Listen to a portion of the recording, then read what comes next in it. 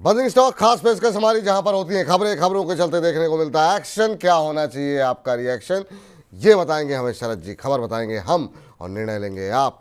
खरीदें बेचें, बने रहें, पोर्टफोलियो में शामिल करें या नहीं, एवरेजिंग कहाँ करनी है, इन तमाम सवालों के जवाब आपको इस सेगमेंट में मिलते हैं। और जरा पहली कंपनी जरा स्क्रीन पर लेकर के आइए और देखते हैं यहाँ पर क्या कुछ खबर निकल करके आती हुई दिखाई दे रही है, जिसकी वजह से आज हमने इसको बजिंग स्टॉक्स में शामिल किया है। सबसे पहले बात जीएमआर एयरपोर्ट पे कर लेते हैं। जीएमआर एयरपोर्ट में कंपनी को 6300 करोड़ रुपए की फंडिंग मिली है। और आपको बता दें कि कंपनी को ये जो फंडिंग मिली है वो मिली है अबू धाबी इन्वेस्टमेंट अथॉरिटी की तरफ से। दरअसल कंपनी ने, इनकी एक सब्सिडरी कंपनी है, उसके डिबेंचर में जो है वो निवेश करके जो है ये कंपनी में जो है निवेश किया है। जीएमआर इंफ्रा के डिबेंचर में निवेश किया है। ये जो रकम कंपनी को मिली है 6300 करोड़ रुपए, ये कहाँ इस्तेमाल होगी? ये इस्तेमाल होगी कर्ज के रीफाइनेंस के लिए, इस रकम का इस्तेमाल करेगी। और आज जो है जीएमआर के शेयर में आधा फीसद के आसपास की बढ़त देखने को मिल रही थी और अभी भी वही मेंटेन कर रही है। सर 82-83 के ऊपर ये भी अगला एनएचपीसी जैसा लग रहा है सर, बिल्कुल काफ़ी ज़्यादा थका दिया है इसने। लेकिन शेयर चलने को राज़ी नहीं है, ऊपर के लेवल जो है वो टूट नहीं रहे हैं। आपकी टिप्पणी क्या होगी इस जीएमआर एयरपोर्ट को लेके? सही बात है, आपने बिल्कुल सही बात बोली है। तो देखिए, ये जरूर है कि एयरपोर्ट ट्रैफिक काफी बढ़ता हुआ दिखाई दिया है। ये कंपनी के फायदे में जाएगा। अगर आप जीएमआर का रिजल्ट भी आते हुए देखेंगे तो आप ये प्राइमरली देखेंगे कि एयरपोर्ट ट्रैफिक में जो इंक्रीज है वहां से आपको एक इनको फायदा होता हुआ दिखाई देगा। Having said that, continuing operation से अगर आप देखें तो इनको कहीं लॉस होता हुआ दिखाई दिया है। कंसोलिडेटेड नेट डेट जो इनका था लगभग 280 बिलियन का, वहां पर एक अप्रोक्सीमेटली एक इंक्रीज होता हुआ दिखाई दिया है। तो ये आप देखेंगे तो डिस्पाइट ऑफ द फैक्ट कि 7% वाई पैसेंजर ट्रैफिक डोमेस्टिकली बढ़ रहा है, इंटरनेशनल ट्रैफिक भी आपका देखेंगे तो 23% of the total traffic international traffic. और यहाँ भी दिल्ली एयरपोर्ट, हैदराबाद, गोवा वगैरह में आप देखेंगे तो अच्छा अट्रैक्शन देखने को मिला है। लेकिन स्टॉक में एक ठीक ठाक गिरावट है। ये गिरावट तब तक ही रहेगी जब तक स्टॉक 90 रुपए के ऊपर सस्टेन नहीं होगा। अभी 82 रुपए का भाव है, सबसे बड़ा सप्लाई जोन है 88 रुपए 90 रुपए। जब तक 90 रुपए के ऊपर नहीं जाएगा तब तक बेरिशनेस रहेगी। बेस है स्टॉक का 77 रुपए से 80 रुपए, तो अभी 82 रुपए का भाव है। तो देखिए, अगर 77 से 80 में स्टॉक सस्टेन हो जाए, 88 से 90 रुपए के ऊपर स्टॉक चलना शुरू करे, इन दैट केस आपको स्टॉक के अंदर एक पॉजिटिव मूव देखने को मिलेगा। और फिर इसके बाद स्टॉक पॉजिटिव ट्रेजेक्टरी में 100 रुपए 104 रुपए अपनी प्रीवियस हाई के आसपास जाने की कोशिश करेगा। रिजल्ट मुझे उम्मीद है अच्छे आएंगे कंपनी। ठीक सर, तो ये राय फिलहाल जो है निकल करके आ रही है जीएमआर एयरपोर्ट को लेकर के। अगली कंपनी सोना बीएलडब्ल्यू लेकर के आइए। सोना बीएलडब्ल्यू पे एक बड़ा अपडेट है और यहाँ पर आज जो मोमेंटम काफ़ी अच्छा देखने को मिल रहा है। खबर ये है कि कंपनी ने एस्कॉर्ट्स कुबोटा के जो रेलवे उपकरण के कारोबार है उसको कंपनी अब खरीदने की योजना बना रही है। आपको बता दें कि रेलवे उपकरण कारोबार 1600 करोड़ रुपए में कंपनी ये खरीदेगी। और ये जो रेलवे उपकरण कारोबार जो है स्कॉट्स कुबोटा का, उसके अंतर्गत ये brakes, coupler, suspension, rubber system और भी बहुत सारे जो है रेलवे से जुड़े हुए जो प्रोडक्ट होते हैं उसमें जो है कंपनी का उसका निर्माण करती है। और आपको बता दें सोना बीएलडब्ल्यू की तरफ से कहा गया कि जिस तरीके से रेलवे कारोबार बढ़ रहा है भारत के अंदर, उससे जो है और इनकी जो पैठ है रेलवे बिजनेस में उसको और बढ़ोतरी मिलेगी अगर ये कंपनी एक्विजिशन कंप्लीट करती है तो। और इसी तमाम खबरों के साथ चलते जो है आज सोना बीएलडब्ल्यू के शेयर में हमने जब खबर बनाई थी 14% से ज़्यादा का उछाल देखने को मिल रहा था। हालांकि आज पिटाई अच्छी खासी हुई है स्कॉट्स कुबोटा की, क्योंकि यहाँ पर कहा जा रहा है कि स्कॉट्स कुबोटा को जो है सही डील नहीं मिली है या सस्ते में बेच दिया है, उससे कंपनी की वैल्यूएशन पे असर हो सकता है।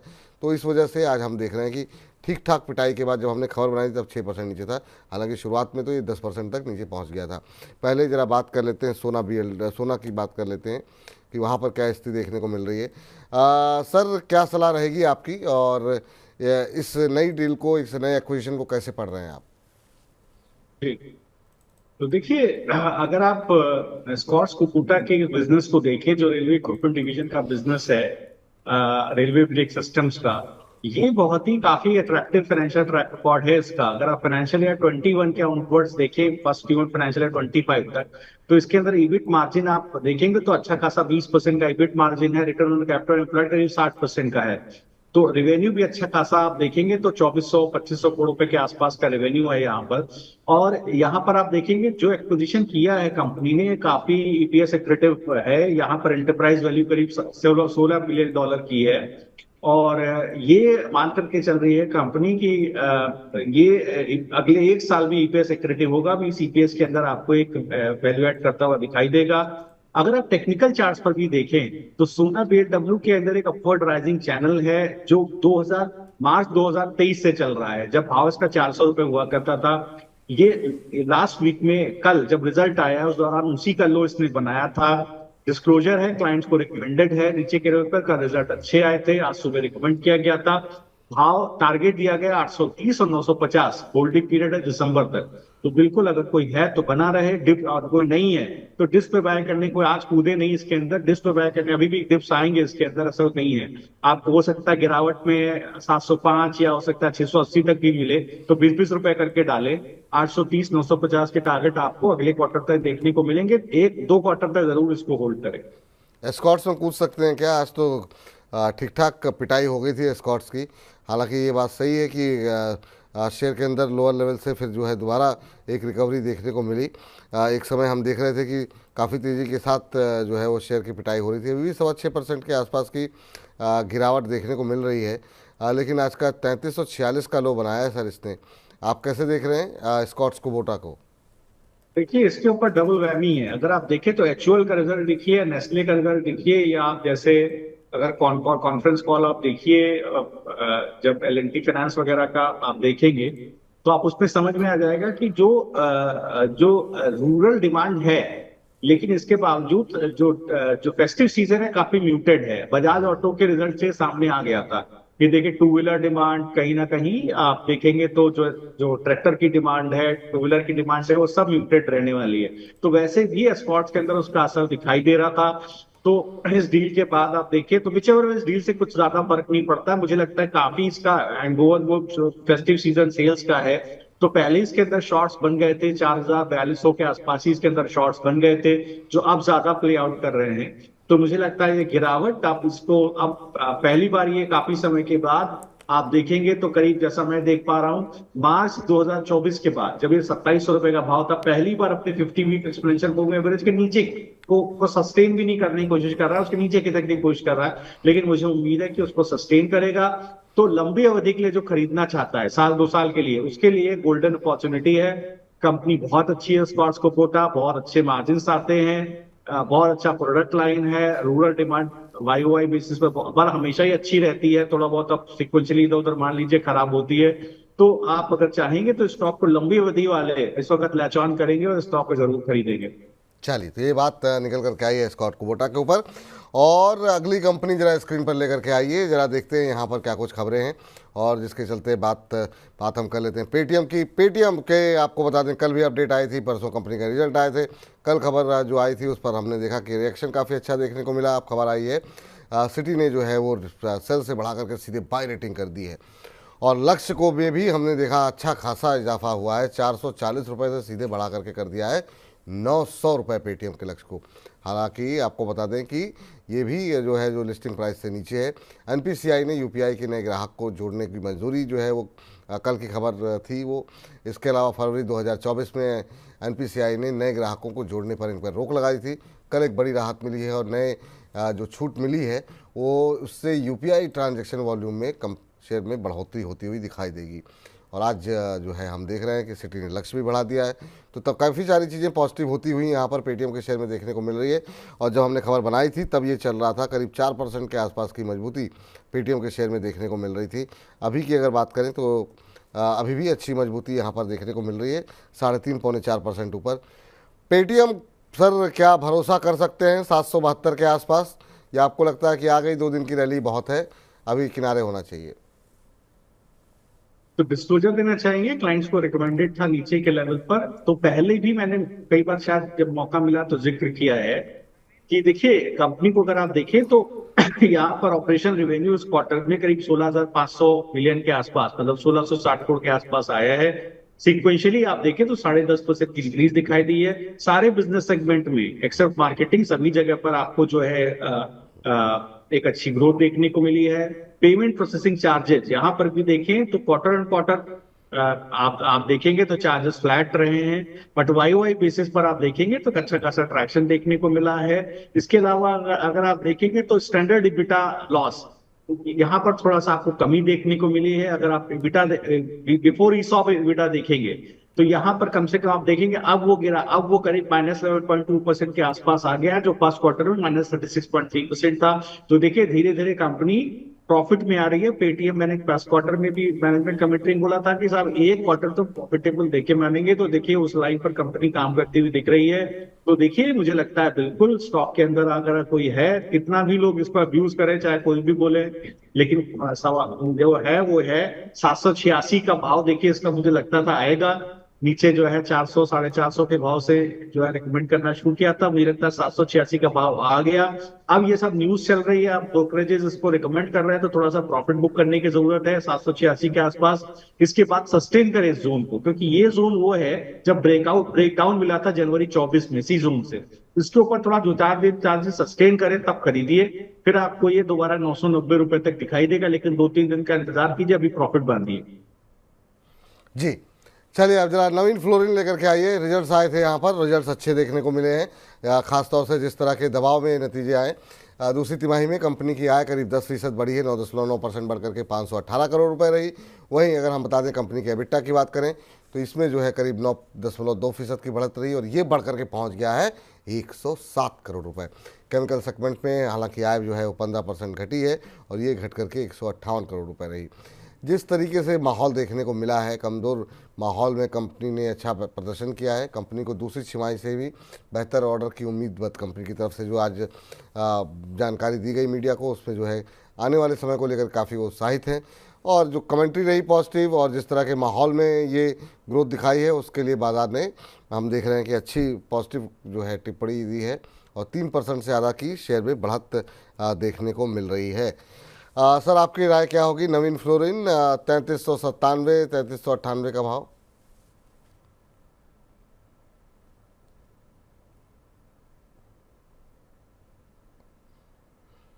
मेरा सर एक मिनट माफ कीजिएगा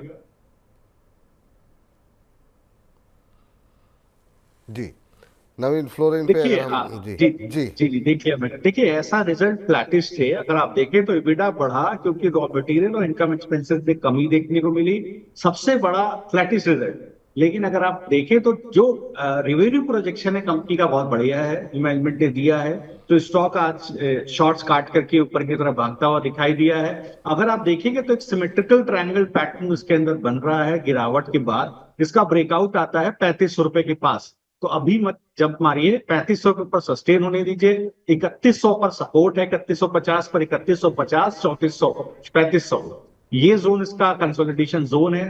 3500 के ऊपर निकलने दीजिए, 3500 के ऊपर जैसे निकल के सस्टेन करेगा 3800 पहला टारगेट आपको मिलेगा। इसके अलावा अगर 3800 के ऊपर सस्टेन करता है तो मुझे लगता है 4200 से 4300 के टारगेट आपको अगले क्वार्टर में देखने को मिलेंगे, क्योंकि सही बात है रेवेन्यू प्रोजेक्शन अच्छा है। मुझे लगता है नेक्स्ट क्वार्टर की तैयारी में हो सकता है कि एक पुल बैक आए, तो जो ब्रेकडाउन जोन था 44-4500 वहां तक भी जाने की ताकत रखता है। तो एक अच्छा बाय ऑन डिप्स का एक बहुत अच्छा वैल्यूएशन वाला स्टॉक है, कोई चाहे तो लंबी अवधि के लिए निवेश कर सकता है। चलिए तो आगे बढ़ते हैं और जरा फटाफट जो है अगली कंपनी का रुख कर लेते हैं। अदानी पावर पे जरा फटाफट बात कर लेते हैं। स्क्रीन पर लेकर के आइए क्या स्थिति है यहाँ पर अदानी पावर में। आपको बता दें कि 28 अक्टूबर को फंड जुटाने को लेकर के बोर्ड बैठक होनी है, और जो है सीडी प्राइवेट प्लेसमेंट के जरिए कंपनी की 5,000 करोड़ रुपए जो है वो जुटाने की योजना कंपनी यहाँ पर बना रही है। हमने पावर पे आज काफ़ी डिटेल में बातचीत की हुई है, लेकिन अदानी पावर उस चर्चा का हिस्सा नहीं रहा। आज अगर हम देखें 2% ऊपर करीब 600 का भाव देखने को मिल रहा है। अदानी पावर क्या करना चाहिए, क्या अभी फ्रेश एंट्री हो सकती है? देखिए अदानी एनर्जी सोल्यूशन के नंबर बहुत बेहतरीन आए थे, स्टॉक चला नहीं, क्यों नहीं चला वो थोड़ा सा मुझे डीप डाइव करना पड़ेगा, समझना पड़ेगा। रिजल्ट बहुत अच्छे थे। अब देखिए यहाँ पर क्या 620 के ऊपर इसको चलने दीजिए, अदानी पावर को अभी छोड़ दीजिए। 50 वीक पोजिशन मूविंग एवरेज का सपोर्ट है, लेकिन सबसे बड़ा सप्लाई जोन है 620, अभी 600 का भाव है। 620 के ऊपर सस्टेन करे, खरीदिए, आपको 680 तक के भाव देखने को मिलेंगे, सीधे सीधे 10% अपसाइड। बिल्कुल ये बिल्कुल मैं सभी दर्शकों को कह रहा हूँ सर, बिल्कुल खरीदिएगा अगर 620 के ऊपर चलेगा। कहीं ना कहीं आपके पोर्टफोलियो को थोड़ा बहुत 10% ऐड कर जाएगा तो कोई दिक्कत नहीं होगी। जी। चलिए, तो ये बात निकल करके आती हुई, आगे जरा अगली कंपनी लेकर के आइए स्क्रीन पर, और जरा कुछ एक नतीजों पर नजर डाल लेते हैं और बात कर लेते हैं एचयूएल की। एचयूएल ने पहले बजाज ऑटो ने सेंटिमेंट बिगाड़ा, और अब एचयूएल की वजह से आज पूरा एफएमसीजी पैक डाउन है। 1.9% कंपनी की आय बढ़ी है पिछले साल के मुकाबले 15,926 करोड़ रुपए। मुनाफे की बात करें तो इसमें गिरावट देखने को मिली है 2.3%, 2657 से गिर करके 2595 करोड़ रुपए रही। कंसर्न क्या है? कंसर्न ये है कि बजाज ऑटो के नतीजे खराब और हिंदुस्तान लीवर के नतीजे खराब। ये दोनों ही ऐसी कंपनियां हैं जो कि सीधे सीधे कंज्यूमर के सेंटिमेंट को दर्शा रही हैं कि अभी भी रूरल इंडिया के अंदर परचेजिंग पावर वापस लौटती हुई दिखाई दे नहीं रही है। तो ये एक बड़ा कंसर्न बाज़ार की वजह के लिए बना हुआ है, और इसी वजह से बाज़ार बार बार जो है वो नीचे की तरफ आता हुआ दिखाई दे रहा है। क्या सर ये आकलन सही है, और नतीजे क्या कुछ इंडिकेट कर रहे हैं? एचयूएल पे आपकी राय? तो सही कह रहे हैं आप, बिल्कुल सही कह रहे हैं। सबसे बड़ा दर्द इनका यही है। देखिए, इनका समस्या क्या है कि अर्बन ग्रोथ मॉडरेट कर रही है, लेकिन रूरल रिकवरी धीरे धीरे बढ़ रही है। तो यही चीज तो हम लोग तो जून से भी डिस्कस कर रहे हैं, लगातार यही बात तो बोल रहे हैं सर। तो देखिए, आप देखेंगे तो इनका दर्द है कि साहब पाम ऑयल के जो प्राइसेस हैं वो 5% बढ़ गए, और जो है टी का प्राइस जो है वो 20% आईएनआर पर केजी टर्म्स में बढ़ता हुआ दिखाई दिया है। तो स्टॉक में आज ब्रेकडाउन है, और बड़ा ब्रेकडाउन है। आप देखिए, एक सपोर्ट बनता था स्टॉक में करीब 2600 रुपए का, वो स्टॉक ने तोड़ दिया है, 2490 के पास ट्रेड कर रहा है। मुझे लगता है अब यहाँ पर अब हो गया जो गिरावट होनी थी। ये सब चीजें पहले डिस्काउंट हो गई थी जब 2900 से गिरना शुरू हुआ था। तो अब देखिए, यहाँ फर्दर मुझे लगता है सरेंडर हो जाएगी गिरावट करीब 2400 रुपए के आसपास। तो 2490 का भाव है, अब इसको बेचने का मतलब नहीं है। फर्दर 2490 के पास देखिए कंसोलिडेट हो जाए, वीकली चार्ट्स पर भी ओवरसोल्ड है, तो बिल्कुल एक बार कंसोलिडेट करके ऊपर तरफ चलने की कोशिश कर सकता है। खरीदारी का अच्छा मौका होगा।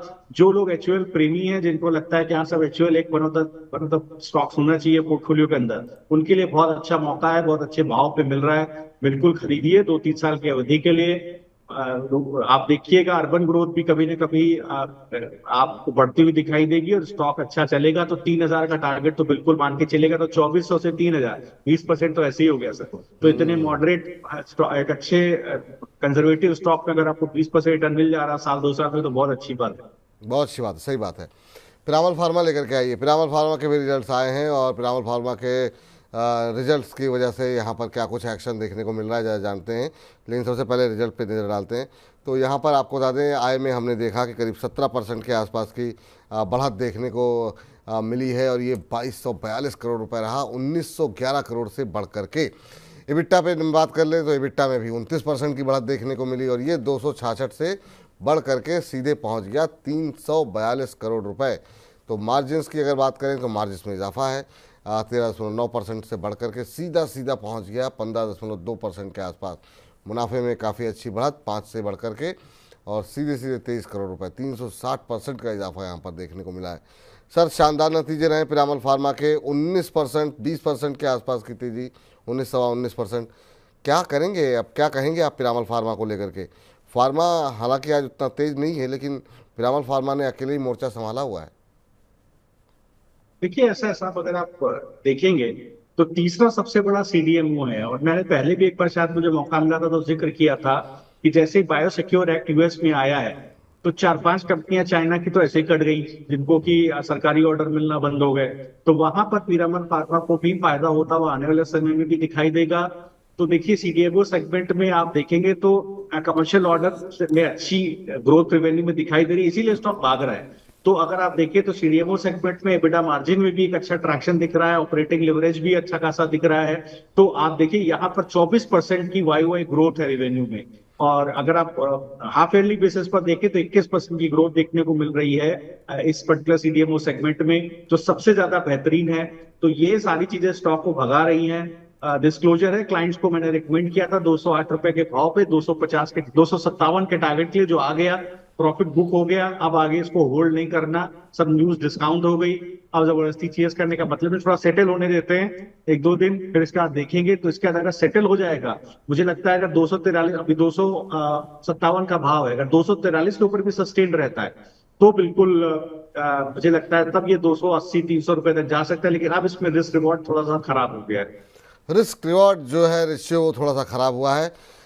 बजिंग स्टॉक्स में एक प्रश्न ले लेते हैं और राहुल यादव जी का कह रहे हैं कि बुल सर को नमस्कार। नमस्कार आपको भी। कह रहे हैं टाटा मोटर्स 100 शेयर लिए हुए 903 के भाव पर बाय किया है, 10 से 15 साल होल्ड कर सकते हैं, क्या ये सही रहेगा?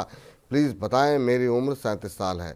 37 साल की उम्र में 10-15 साल के लिए इन्वेस्टमेंट सजेस्ट करेंगे क्या सर आप, खासतौर से जब बात टाटा मोटर्स की हो तो? बिल्कुल होल्ड कीजिए सर। 10 के पीई का स्टॉक है। देखिए वही पीएफसी आरईसी वाली हालत है। कंपनी को आप देखेंगे बेहतरीन रिजल्ट कंपनी देती आ रही है। तो फर्स्ट क्वार्टर में भी देखिए रेवेन्यू ग्रोथ 5.7%, वॉल्यूम इंक्रीज 2.5%। तो अगर आप देखें तो पीबीटी बिफोर एक्सेप्शनल आइटम करीब 8800 करोड़ रुपए बढ़ता हुआ दिखाई दिया था। तो और फेवरेबल कमोडिटी प्राइसेस की वजह से जेएलआर और टाटा मोटर में आप देखिए अच्छा प्रॉफिट बिफोर टैक्स क्लॉक होता हुआ दिखाई दिया था। ये चलता रहेगा।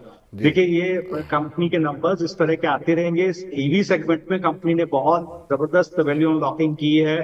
अगर आप देखिए तो मार्केट शेयर करीब 40% के आसपास ईवी में है।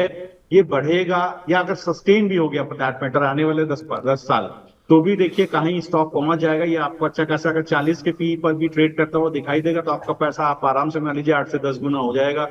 तो सर बिल्कुल बने रहिए। मुझे नहीं लगता कि अगर आप टाटा मोटर में लंबी अवधि में बने रहना चाहते हैं कोई दुख दर्द है, किसी तरह की समस्या नहीं होनी चाहिए।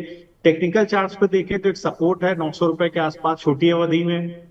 अब चूंकि डिस्कशन हुआ तो बताया था, अगर ये 900 रुपए के ऊपर सस्टेन हो जाए तो बिल्कुल आप छोटी अवधि में भी जो दर्शक देख रहे हैं खरीदें। धीरे धीरे 1000 रुपए 1060 तक के टारगेट आपको दिखेंगे। टीवीएस मोटर के रिजल्ट खराब आए थे जिस वजह से सब जगह आपको गिरावट, पहले बजाज मोटर ने शुरू किया एक्चुअली काम। सबसे पहले बजाज मोटर ने बजाज ऑटो गिराना शुरू किया, फिर टीवीएस मोटर ने गिराया। तो टाटा मोटर पहले से ही गिर चुका था। तो देखिए अब क्या है, बॉटम आउट हो रहे हैं स्टॉक। तो बिल्कुल अब अच्छा खरीदारी का मौका है। टाटा मोटर्स में one of the best picks रहेगा। कोई खरीदारी करना चाहे तो 900 के ऊपर सस्टेन करे खरीदे। 1060 तक के टारगेट आपको देखने को मिल सकते हैं क्वार्टर में। चलिए, तो इसी के साथ हम अपने खास सेगमेंट बजिंग स्टॉक्स को करते हैं समाप्त।